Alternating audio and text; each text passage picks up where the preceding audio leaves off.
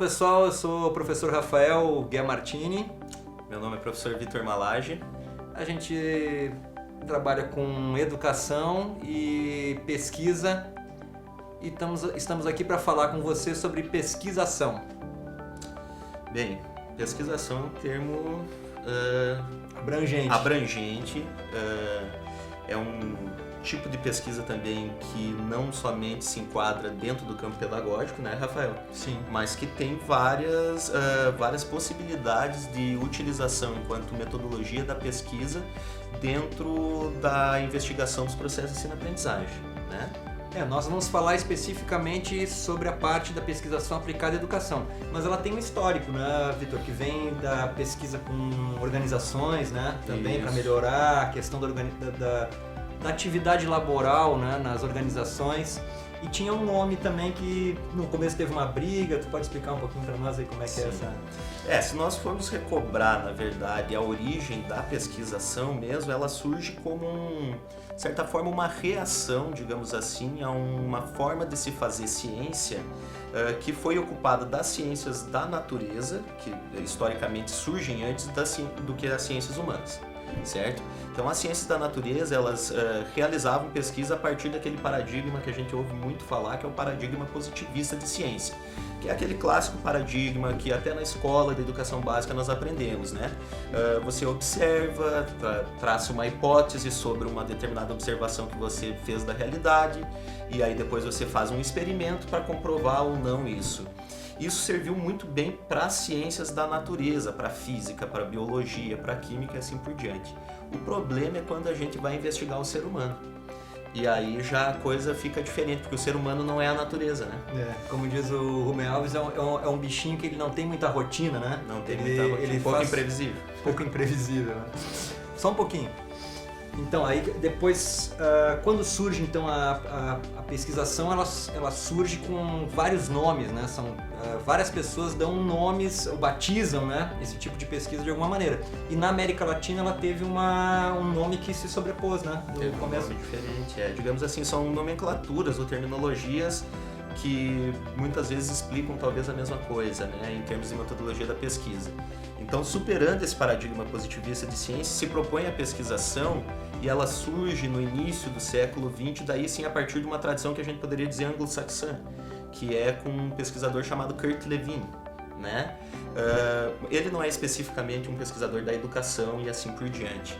Mas essa tradição anglo-saxã também ela, juntamente, a partir principalmente da década de 40, 50, na América Latina, nós temos uma outra tradição, né, de pesquisação que vai se chamar pesquisa participante, ou investigação-ação participante. Também tinha a sigla PA, né? PA, isso justamente, né? Por exemplo, na Colômbia nós temos um sociólogo chamado Orlando Fausto Borda que traz a investigação-ação participante, já unificando essas duas características que são centrais na pesquisação, que é a dimensão de você, pela pesquisa, não somente produzir um conhecimento desinteressado sobre a realidade, mas você está utilizando o conhecimento científico para intervir sobre ela, para modificá-la. E a outra é que não pode existir pesquisação se os sujeitos que participam, se os sujeitos que estão envolvidos na pesquisa não participam de fato. Então, na realidade não é PA, né? PA é pesquisação, desculpa, mas é PP, né? Pesquisa participante. Pesquisa participante. Então, quando começou esse movimento na América Latina, existia...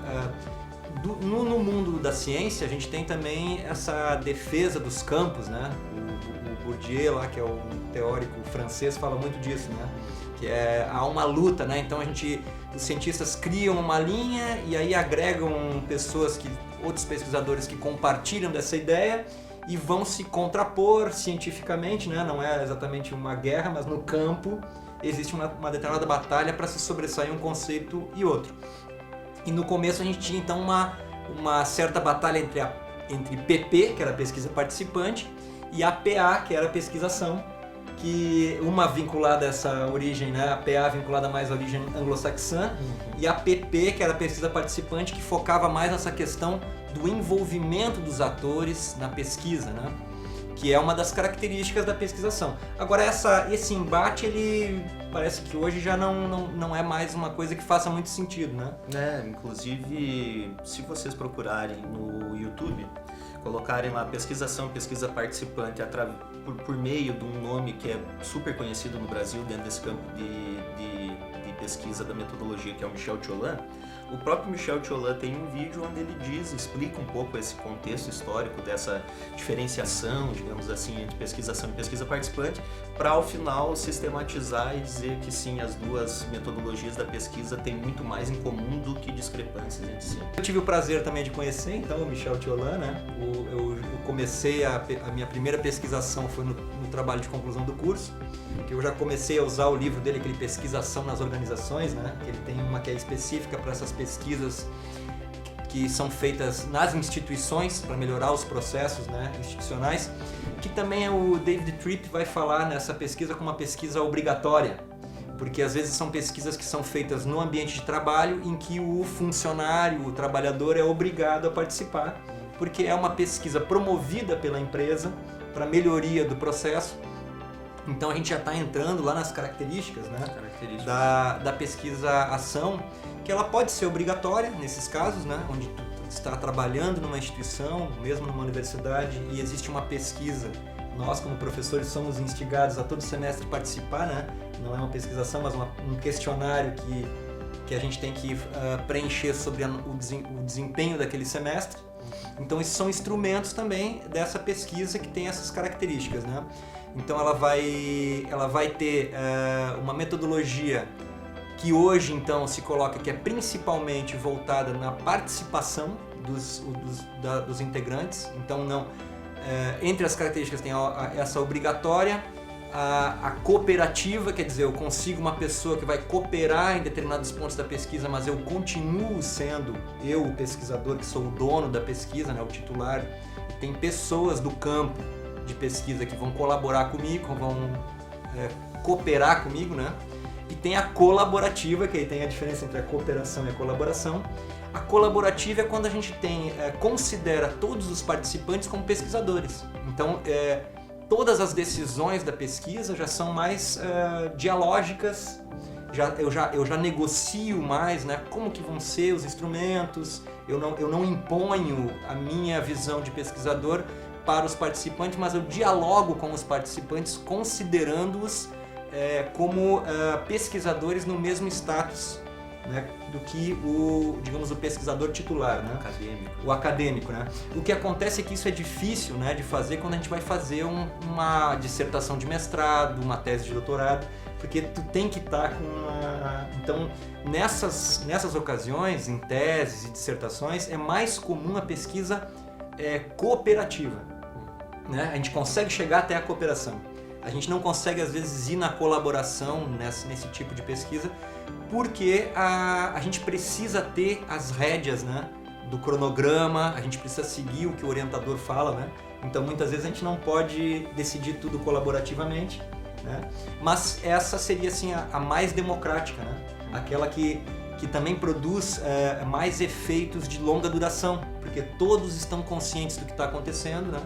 E os resultados ficam depois sendo perpetuados por aqueles participantes, né?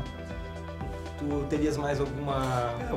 Complementando, acho que a pesquisação participante, vamos chamar assim, para trabalhar com esses dois conceitos dentro do mesmo campo, pesquisação e pesquisa participante. Eu acho que tem duas características que são centrais. Uma tu já trouxe, né, que é a questão da participação, e isso não advém do nada, justamente advém de uma crítica ferrenha que esses teóricos da pesquisação e da pesquisa participante vão fazer a ideia de ciência positivista, que separava em dois polos opostos sujeito e objeto. Agora, todo processo de conhecimento tem um sujeito e um objeto envolvido, certo? Quem é que é o objeto das ciências humanas? É o próprio ser humano. E aí, como é que fica isso, essa separação entre sujeito e objeto? A pesquisação participante vai dizer que essa separação é totalmente infundada dentro do campo das ciências humanas, porque nós estamos a investigar o ser humano, então ele tem que também participar ativamente falando e não tão somente enquanto a gente chama muitas vezes nos nossos projetos de pesquisa de público-alvo. Não, eles não são público-alvo, eles são sujeitos participantes da pesquisa, e isso tem uma grande diferença, né? E metodologicamente, aí sim, não existe pesquisação participante se não existe uma intencionalidade muito clara de se transformar concretamente a realidade. Melhorá-la, enfim.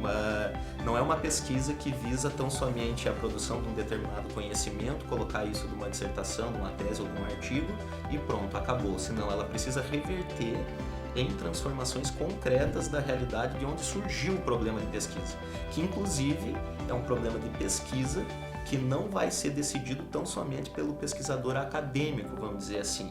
Fundamentalmente, ele tem que surgir dos problemas da realidade concreta dos sujeitos participantes da pesquisa. Isso é o que diferencia, digamos assim, a pesquisação e a pesquisa participante de outros tantos esquemas ou metodologias que tem de pesquisa no campo educativo, né? Essa premência, nesse conceito que a gente vai chamar de praxis, né? Da relação entre teoria e prática, e a participação dos sujeitos como algo de essencial ao movimento de investigação, de produção do conhecimento científico. Inclusive a gente estava conversando aqui antes, né, eu e o Vitor, antes de começar, e eu citei lá um livro que eu reli recentemente no começo, que é Ideologia, da coleção Primeiros Passos, né, que é da nossa filósofa da ciência, Marina Chauí. Inclusive ela comenta isso, que na realidade a gente tem normalmente a gente cria uma ideia da ciência de que a ciência a gente vai fazer uma teoria para explicar a realidade. E o que a Chauí fala também é muito curioso, que ela diz que na realidade a realidade é que explica nossas ideias. Porque são as condições materiais que existem na sociedade naquele momento que produzem determinada ideia em detrimento de outra. Porque já existe alguma coisa materializada lá, né, que vai se transformar em teoria. Né? Então acho que isso seria interessante. Outra coisa que tu colocaste bem também, Vitor, que é esse envolvimento, essa questão do problema, né, que surge, né, e a necessidade de transformar a realidade, melhorar. E como característica, né, isso acontece na pesquisação em ciclos de investigação-ação. E aí a gente tem que pensar, mas pesquisação, investigação, ação, qual é a diferença, né? Então a gente teria, a diferença seria o seguinte, um ciclo de investigação-ação é aquele processo que a gente pensa ou planeja como que vai ser a ação, e aí a gente reflete sobre esse planejamento. Então vai refletir sobre como que eu planejo uma determinada ação, para ter bem consciente o que eu vou fazer, né? E depois eu reflito sobre o resultado dessa ação. Então a gente tem na pesquisação 2 momentos de reflexão. Cada vez que eu faço isso é um ciclo de investigação-ação. E o David Tripp, que é um dos pesquisadores da área, né? Ele vai dizer que uma pesquisa-ação ela tem que ter no mínimo 2 ciclos de investigação-ação.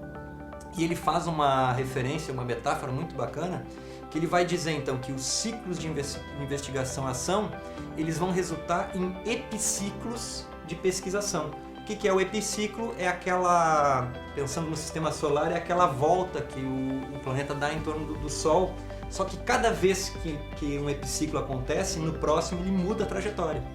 Então a pesquisação seria metaforicamente isso. Eu conseguir refletir sobre o que eu faço e os resultados do que eu faço revertem naquela realidade em diversos epiciclos de investigação-ação. Isso porque a realidade está em permanente mudança, inclusive é um passo em que tu vai fazendo a pesquisa. Né? Por si só a realidade já é cambiante, né? Em permanente mudança.